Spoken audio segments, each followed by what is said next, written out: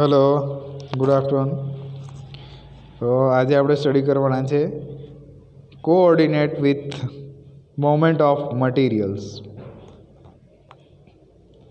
હા ને, તો એની અંદર આપણને કીધું છે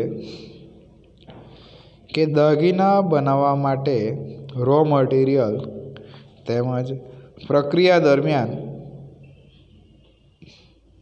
દાગીનાને એક મશીન પરથી બીજા મશીન પર કે એક શોપમાંથી બીજી શોપમાં અને દાગીનો તૈયાર થઈ જાય પછી સ્ટોરમાં ખસેડવા માટે પણ મૂવમેન્ટ કરવી પડે છે.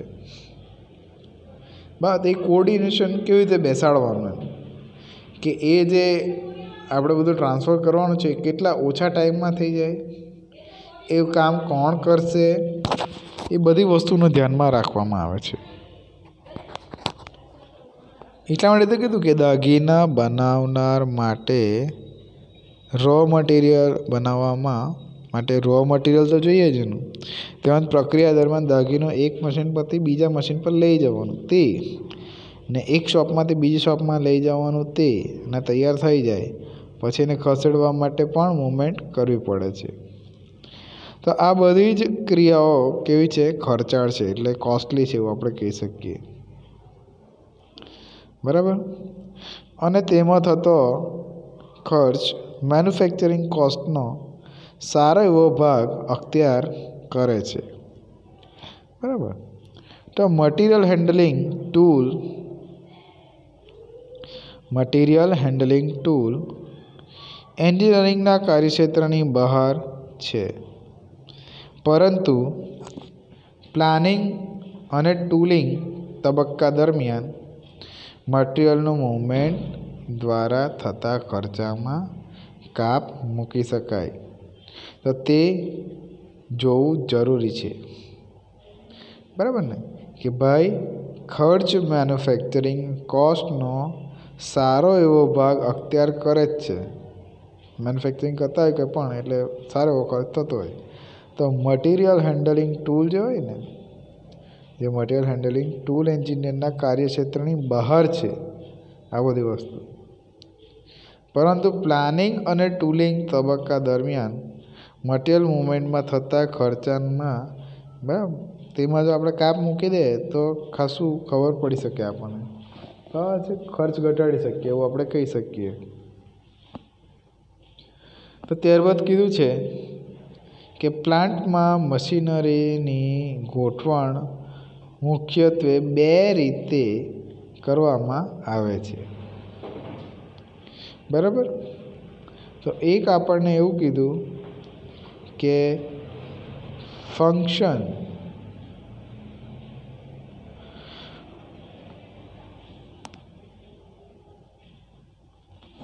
પહેલું આપણને કીધું છે કે ભાઈ ફંક્શનલ લેઆઉટ, જેમાં મિલિંગ મશીનોનું એક ગ્રુપ, લેથ મશીનનું બીજું ગ્રુપ, આમ દરેક મશીનો તેમના કાર્ય પ્રમાણે અલગ અલગ વિસ્તારમાં ગોઠવવામાં આવે છે. બરાબર. હા ને, કે ભાઈ ફંક્શનલ લેઆઉટ જેમાં મિલિંગ મશીનોનું એક ગ્રુપ, લેથ મશીનનું બીજું ગ્રુપ, આમ દરેક મશીનો તેમના કાર્ય પ્રમાણે અલગ અલગ વિસ્તારમાં ગોઠવવામાં આવે છે. ત્યારબાદ પ્રોડક્ટ લેઆઉટની વાત કરીએ. તો પ્રોડક્ટ લેઆઉટમાં કીધું કે જેમાં પ્રોડક્ટની બનાવટ પ્રમાણે બધા જુદા મશીનો એક જે વિસ્તારમાં ગોઠવેલા હોય છે, જુદા મશીનો એક જ વિસ્તારમાં ગોઠવેલા હોય એવું આપણે કહી શકીએ. તો કોલેજના મશીનોની ગોઠવણ ફંક્શનલ અથવા પ્રોસેસ લેઆઉટ પ્રમાણે કરવામાં આવે છે. જે કોલેજમાં આપણે બધા મશીન મૂકેલા હોય, લેથ મશીન અને તેને બધા તે એવી રીતે જ ગોઠવેલા હોય. ખ્યાલ આવે? ત્યારબાદ વાત કરીએ તો મટીરિયલની મૂવમેન્ટ અને હેન્ડલિંગ ઘટાડવા કેટલાક પાયાના નિયમો નીચે પ્રમાણે છે. બરાબર. એની અંદર આપણને કીધું છે કે ઓપરેશનની સંખ્યા ઘટાડવી, બરાબર. ઓપરેશનની જે સંખ્યા હોય ને તેને ઘટાડવી, જેથી હેન્ડલિંગ શું તો કે ઓછું કરવું પડે, બરાબર છે ને. એની જે સંખ્યા હોય ઓપરેટરની અથવા તો ઓપરેશનની, બરાબર, 1 2 3 4 એવી રીતે હોય, તો 5 ઓપરેશનમાં જે કામ થતું હોય તે 3 ઓપરેશનમાં પણ આપણે કરી શકીએ, તો 2 ઓપરેશન ઘટાડી શકીએ ને, બરાબર. તો ઓપરેશનની સંખ્યા ઘટાડવી જેથી હેન્ડલિંગ ઓછું કરવું પડે, બરાબર. પછી વાત કરી કે ભાઈ 2 મશીનો વચ્ચે ગીચતા વગર અંતર ઘટાડવું, બરાબર ને. 2 મશીન વચ્ચે બી અંતર વધારે હોય તો એ ઘટાડવું, એવું આપણે કહી શકીએ. ત્યારબાદ મટીરિયલને ખસેડમુખ કરવા વધુ કાર્યક્ષવાળા વાહનનો ઉપયોગ કરવો જોઈએ, બરાબર છે ને. ટ્રોલી ને બધું આ ને તેને બધું આપણે જોયું છે ને, તે મતલબ વ્યવસ્થિત ખસેડવા મૂકવા માટે કાર્યદક્ષ વાહનનો ઉપયોગ કરવો. ત્યારબાદ આપણને કીધું કે ભાઈ મશીનની, ત્યારબાદ વાત કરીએ તો મશીનોનું લોકેશન, મટીરિયલની મૂવમેન્ટ તો કેવી, તો એક જ દિશામાં થાય તેવી વ્યવસ્થા કરવી જોઈએ, બરાબર. ત્યારબાદ મશીનોનું લોકેશન, ફિક્સચર તેમજ હેન્ડલિંગ ફેસિલિટી પ્રત્યે પૂરતું ધ્યાન આપવું જોઈએ, બરાબર. તો આ મુદ્દાઓ તમારે ધ્યાનમાં રાખવાના છે. શેના માટે, તો મટીરિયલની મૂવમેન્ટ અને તેને હેન્ડલિંગનો ખર્ચ ઘટાડવા માટે આ બધી વસ્તુ કરી શકીએ છીએ.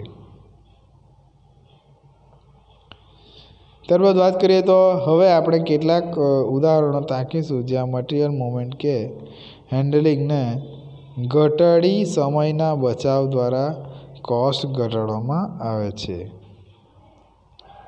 બરાબર. તો ફર્સ્ટ ઓફ ઓલ આપણે વાત કરીએ તો અહીંયા આપ્યું છે કે સ્પોર્ટ્સ ફેઝિંગ માટેના ટૂલ જ્યારે દાગીનો ડ્રીલ મશીન ગ્રુપમાં ગ્રુપમાં હોય ત્યારે વાપરવાથી મિલિંગ મશીન ગ્રુપમાં સરફેસ ફિનિશ પ્રક્રિયા અટકાવી છે, બરાબર. એટલે સ્પોટ ફેસિંગ માટેના ટૂલ જ્યારે દાગીનો ડ્રીલ મશીન ઉપર જ્યાં વાપરવામાંથી મિલિંગ મશીનની સરફેસ ફિનિશ પ્રક્રિયા દ્વારા અટકાવી શકાય છે. તો દાખલા તરીકે ઉદાહરણ લઈએ આપણે પ્રોસેસ લેઆઉટને લાગુ પડે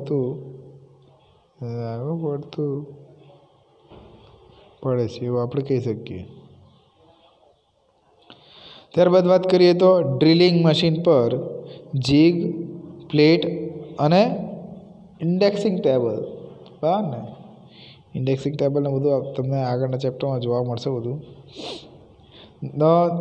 ટેબલના ઉપયોગ દ્વારા એક કરતાં વધુ દાગીના પકડી સાયમલ્ટેનિયસલીના સિદ્ધાંત દ્વારા પ્રોડક્ટ લેઆઉટમાં કરકસર અપનાવી શકાય છે, બરાબર. 1 બાય 1 આપતું જાય તો મશીનિંગ થતું જાય, એ રીતે એમ આપણે કહી શકીએ. ત્યારબાદ કીધું કે પ્રોડક્ટ લેઆઉટમાં મશીન અને ટૂલની ડિઝાઇન વચ્ચે અને પસંદગી એવી રીતે કરવી કે તે કન્વેયર લાઇન પર ગોઠવી શકાય, જેથી દાગીનો કન્વેયર પરથી મશીન પર જતો રહે, બરાબર. ફરીથી મશીનની કન્વેયર પર લઈ જવામાં જરૂરી રહે નહીં, બરાબર છે. ઉચકીને લઈ જવાનું તો ઉપરને બધું કન્વેયર પર મૂકી દીધું કે ચાલ્યું. ડિસ્કવરી પાર્ટ પર જોતા હોય કે નહીં, ફૂડ ફેક્ટરી ને બધું ઘણું બધું, હા, એ રીત છે. ત્યારબાદ કીધું કે ભાઈ તૈયાર થયેલા દાગીનાની સપાટીઓ પર ધસરકા એટલે કે લીસોટા, બરાબર છે ને, ઘસાય લીસોટા પડી ગયેલા હોય ને, ઘસાયેલું હોય. તો તૈયાર થયેલા દાગીનાની સપાટીઓ પર ઘસરતા લીસોટા વગેરે હેન્ડલિંગ દરમિયાન પડવામાં અથવા તો પડવાની ઘણા જ શક્યતાઓ રહેલી છે. તો આથી ફિનિશ્ડ સપાટી ખરાબ થાય ને, ફિનિશ સપાટી ખરાબ થાય નહીં તે માટે દાગીનો એકબીજા સાથે ઘસાય નહીં. બરાબર. તો અથડાય નહીં તેવી સપાટી પેટીઓ તેમજ સપાટીના રક્ષણ માટે ઓઇલ પેપર, કાર્ડબોર્ડ પેપર ઢાંકણ આપવું જોઈએ. બરાબર છે. એ રીતે પણ આપણે કહી શકીએ. તો આમ તૈયાર થયેલ દાગીનાનો થતો બગાડ, બરાબર, તૈયાર થયેલા દાગીનાનો થતો બગાડ મોટિલેશન અટકાવી થતું નુકસાનને બચાવી શકાય. બરાબર છે, એવું આપણે કહી શકીએ. ત્યારબાદ વાત કરીએ તો પ્રાપ્યતા અંગે ધ્યાનપૂર્વક વિચારણા એટલે કન્સિડરેશન ઓફ અવેલેબિલિટી. બરાબર છે કે આ વસ્તુ હમણાં છે પણ પાછળથી મળશે કે કેમ, બરાબર, એ રીતે. અથવા તો અવેલેબિલિટી, આ જે વસ્તુ જોઈએ છે તે અવેલેબલ છે કે નથી એમ. સો કેટલીક વાર પ્રોજેક્ટ સમયસર કરવો ખૂબ જ આવશ્યક હોય છે. બરાબર.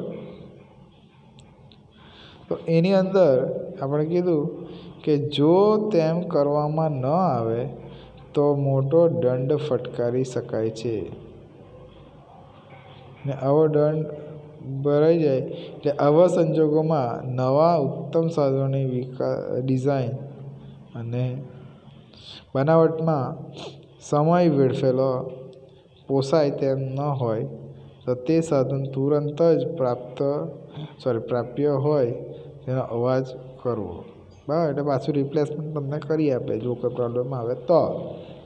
બરાબર. એટલું આપણે કહી શકીએ. બરાબર ને. અને ત્યારબાદ એવું કીધું કે કેટલીક વાર કોઈ મટીરિયલની અછત ઊભી થાય તો તેનું યોગ્ય સબસ્ટિટ્યૂટ વાપરવું. તો બરાબર ને, યોગ્ય સબસ્ટિટ્યૂટ વાપરવું જોઈએ. તો ભલે તે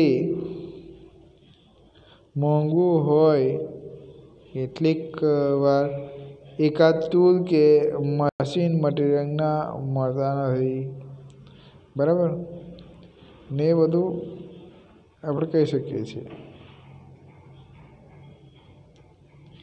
કે ભાઈ આવતી હોય ત્યારે થોડો વધુ ખર્ચ કરીને પણ આગળ ધપાવી હિતાવ કરવો.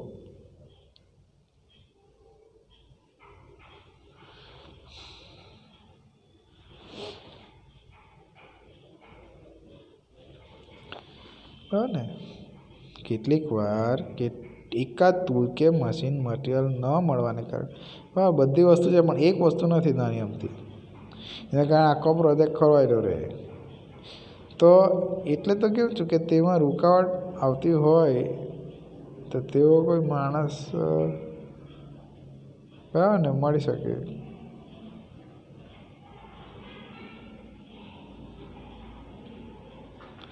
દાખલા તરીકે વાત કરીએ તો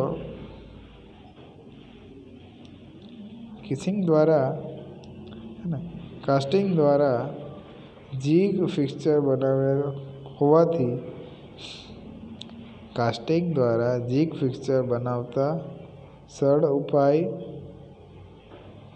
સરળ અને સસ્તા છે એવું આપણે કહી શકીએ.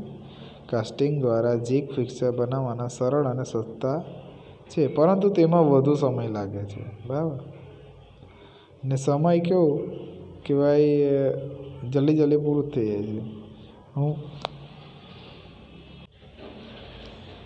બરાબર. એટલે આમાં શું હોય કે જ્યાં સમયસર કામ પૂરું કરવાનું હોય ત્યારે વેલ્ડિંગ દ્વારા જીગ કે ફિક્સચર તૈયાર કરી લેવાનું.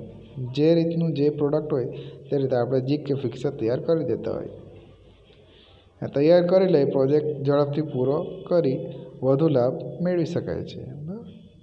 તો આમ પ્રાપ્યતાનું પ્રાધાન્ય પણ કેટલીક વાર જાળવવાથી ઇનડાયરેક્ટ કોસ્ટમાં કરકસર કરી શકાય છે. બરાબર.